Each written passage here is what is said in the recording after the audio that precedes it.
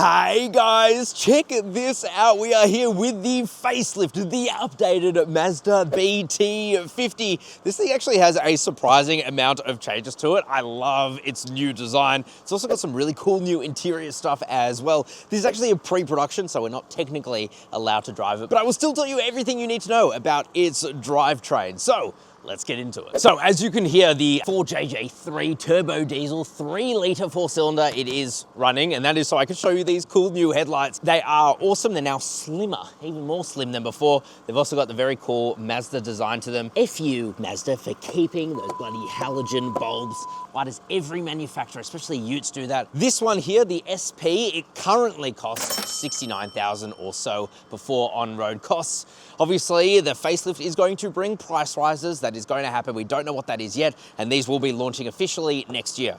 Like I said, this is a pre-production, so I'm not even allowed to move it an inch forward legally. You've also got brighter LED lights in there, which is very good too. You've also got a completely revised front end. I love the new aero look here. Got this new grille with a huge Mazda badge. Pretty funny. Now, they haven't actually said that this is the SP, but we actually know it is, and that's because you get this new red badge here that is exclusive for the SP. Makes it look like a little Mazda 2. What a cutie. And by the way, if you want to read that review of the Mazda 2, you could just Google car source Mazda 2. And if you want to read more about the new BT-50, just Google car source BT-50. Down the bottom, you also get a revised bumper, and you still retain your 1.5mm steel bash plate, actually on the new Isuzu D-Max Blade, that is now 3mm bash plate. Let's check out the side. Okay, so coming to the side, first thing you're gonna notice is this new earth red paint. Actually looks pretty cool. Looks very similar to the Code Orange that you'd find on a Ford Ranger Raptor, to be totally honest with you. You've also got these new 18-inch alloy wheels. They actually look pretty sick. They're wrapped in Bridgestone Jeweler highway terrains, which is great for on-road, but off-road, they do struggle for sure. You have these blacked out side fenders. That's kind of cool. You've also got blacked out mirror caps. No 360 camera. That is not available across the range, and I wish they would just update that in some of these Isuzu D-Max / BT-50s. You have metal side steps. Oh, yeah, by the way, this is literally just a D-Max under the skin, but we'll come back to that. You have blacked out door handles with keyless entry and go. You have very tinted privacy glass there as well. You also get a redesigned sail plane here at the back. And you're gonna notice drum brakes at the back. They're discs at the front, drum brakes at the back. That does feel kind of old. I wish they would just move to that new, beautiful disc brake technology that has been new for about 50 years. So yeah, not great, there's still drum brakes, but in the new Isuzu D-Max Blade, again, that I recently reviewed, I'll link that down below, they actually stopped the car fine. Let's check out the bum. Alrighty, let's talk about the rear of this thing, because its bum has been nipped and tucked. We have these new tail lights here with a cool 3D effect to them as well, but still, halogen bloody bulbs. Come on, Mazda, I believe in you.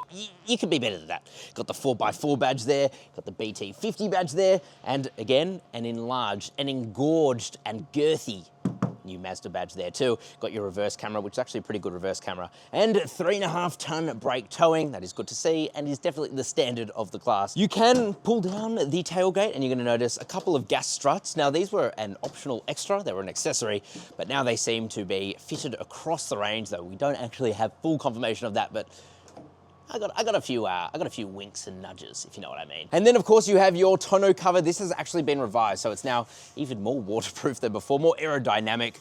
You can just see that the gaps are a bit better, and also the channels there too. Really easy to open, pull it, slide it away, and then you get access to a pretty reasonable bed size, even though some of it is eaten up by the tonneau cover. So it's 1,571mm long, 1,530mm wide, 1,120mm wide between the wheel arches, and 490mm tall. And of course, across the range, you have varying payloads, but close to that 1-ton mark. So very, very good. And it is certainly still a practical ute, even with its new bold face. At least that's what Mazda says. Let's check out the interior. Okay, so I'm technically not even allowed to do this, but I'm gonna turn it on anyway.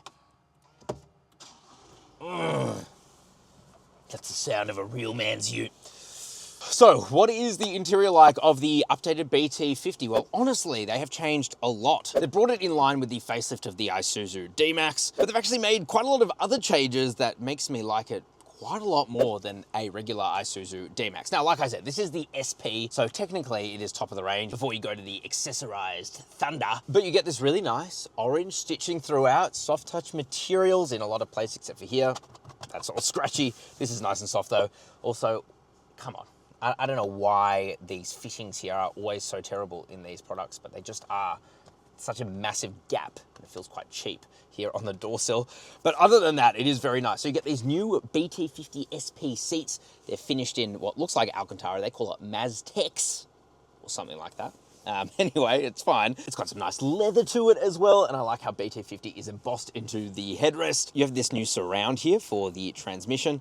It's actually a good material. It's not going to scratch and scuff. Even small details like the upper glove box here, it's just got this really cool design to it, and it has a very nice dampened feel to it as well. But weirdly, I don't know why they do this, the lower part of the glove box, it just opens. So if you have a tow ball in there, for example, which I did earlier, and you open it, it hurts. It whacks your leg. So don't do that.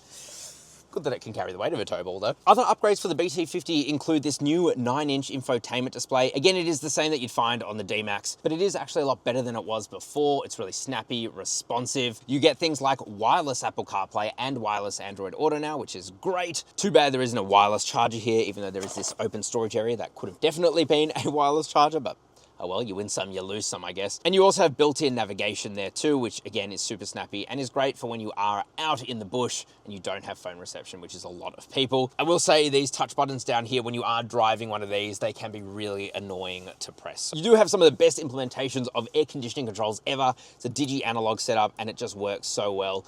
Looks great. And by the way, these things, they blow really hard. That can be taken out of context. And it's very cold aircon as well. So I know that if you live out anywhere that gets warm, which is the majority of Australia, it's awesome to have. Got a 12-volt socky wocky here, that's nice. You've also got 2 new USB-C ports, which is also very, very good. You have your 4x4 selector here too, including your new rough terrain mode button here, which is actually a game changer for how these things drive off-road. Like I said, I just took the Isuzu D-Max Blade off-road, and using that, you almost don't even need differentials because the traction control system and ABS works so well for it. Yeah, really, really good addition, to be honest. You've also got your locking rear diff button here, your hill descent control, and your heated seat control there, 2-stage. Which is quite nice. The steering wheel up in front of you feels great to hold on to. I don't know why, I just love the leather feel of these. You got buttons to control absolutely everything, including your adaptive cruise control and lane centering, which, to be honest, when they first came out were great in the D-Max and BT-50, but they just don't seem to be as good anymore. I don't know why. Up in front of you, you have a new digital instrument display, and you can actually see a bunch of different things on the display, and it still keeps like an analog tack, which some people are gonna love. You got a bit of storage to the right here. You've got decent sized door bins, a nice soft center armrest with heaps of space in there as well, and 2 very, very deep cup holders. And because there are no cup holders here in the dash of the BT-50, that really does suck, because these are so deep that it will de-lid anything other than an extra large coffee. So yeah, that is a huge shame that it's not here. Honestly, like, it's one of my favorite things about the D-Max. But otherwise, it is a very nice, very comfortable interior, and it does feel very car-like as well. So if you are daily driving this, which a lot of people are, you're gonna absolutely love sitting in here. It feels really nice, mostly. Let's check out the back seats. Okay, so back seats of the updated BT-50 at 5'11". I've got heaps of legroom. Toe room is okay. Headroom as well is actually pretty good too. It's quite a comfortable place to be in the back of here, and the seats are at a good angle as well. I have to say, I love these seats. They feel so nice and soft. And I do like this Maztex design to them as well.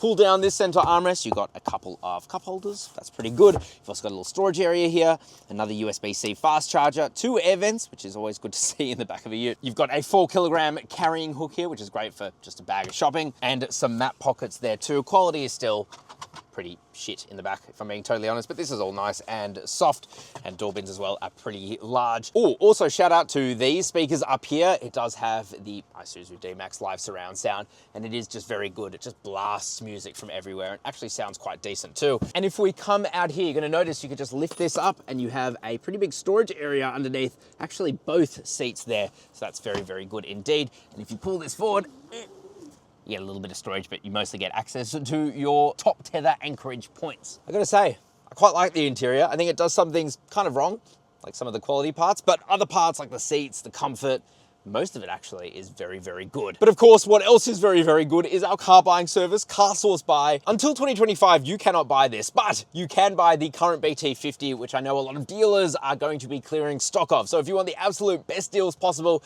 I have a dedicated team of car buyers who are out there to get you the best prices. And best of all, because it is a totally free service for you, we charge the dealers a fixed fee and we can source cars from anywhere in Australia. We also go in the hardest to get you the best price possible. And so now we have hundreds of happy customers literally every week. It is growing. Thank you so much for the support. And I know you guys are loving it. So just Google us, Car Source Buy, and my team will help you out. Let's go talk about the engine. So what is powering the Isuzu bloody D-Max? You know, that was a Freudian slip. I have a Mazda rep over there. What is powering the Mazda BT-50? Well, yes, it is the exact same engine that you would find in an Isuzu D-Max. It's a good engine. 4JJ3, 3-litre turbo diesel. It does not have much power, 140 kilowatt, doesn't have much torque, 450 newton meters of torque. And it certainly has a lot of turbo lag and it has its issues, but what it does do very well is reliability. These things, they just go absolutely forever. They're also mated to a 6-speed automatic transmission. It's an Asian source transmission, it's a torque converter, and that again is also very reliable and very, very good. And fuel efficient as well. In some of the D-Maxes I've recently driven, I've gotten about 7.3 litres per 100 kilometers on the highway, which for a big fat ute is actually very, very impressive. But like I said, it's at the expense of power. It does have a part-time four-wheel drive system, so that means that power is sent through the rear wheels. You cannot drive this as a four-wheel drive on sealed surfaces, much like you can in the new Ford Ranger or even the Mitsubishi Triton with its Super Select 2, which is a downside to the BT-50. It would be better if it did have permanent four-wheel drive. And it's also got a bunch of updated safety stuff like updated, better autonomous emergency braking. And again, that is all listed in our written piece on this on our website, carsource.com. It of course does come with a low range transfer case and also a locking center differential and a rear locking differential too. So still has very impressive specs overall. Just would be better if it had a bit more power. But maybe I'll reserve judgment till we drive this thing when it launches next year. Let's get into our final thoughts. Alrighty guys, final thoughts on the facelifted Mazda BT-50. I love its new design. Honestly, I think it's one of the best looking utes now on sale for sure. The interior of this SP specifically is also very, very good. I will say, even without having driven it, the 4JJ3, while being a great, reliable engine, it definitely does feel quite underpowered. And if you want to learn more about that, go watch my recent D-Max Blade review, because that will tell you everything you need to know about how these drive. Very capable off-road. But let me know what you guys think of the new design of the BT-50. Did it need that huge new Mazda logo? Let me know down in the comment section below. And of course, if you did enjoy this video, please do like, subscribe, and share it with a friend. And if you want to buy a Mazda BT-50, at least their current one, while they're at a good price, just Google us, Car Source Buy, and my team will help you out. Ciao for now. Yeah, my eye's so itchy. Oh.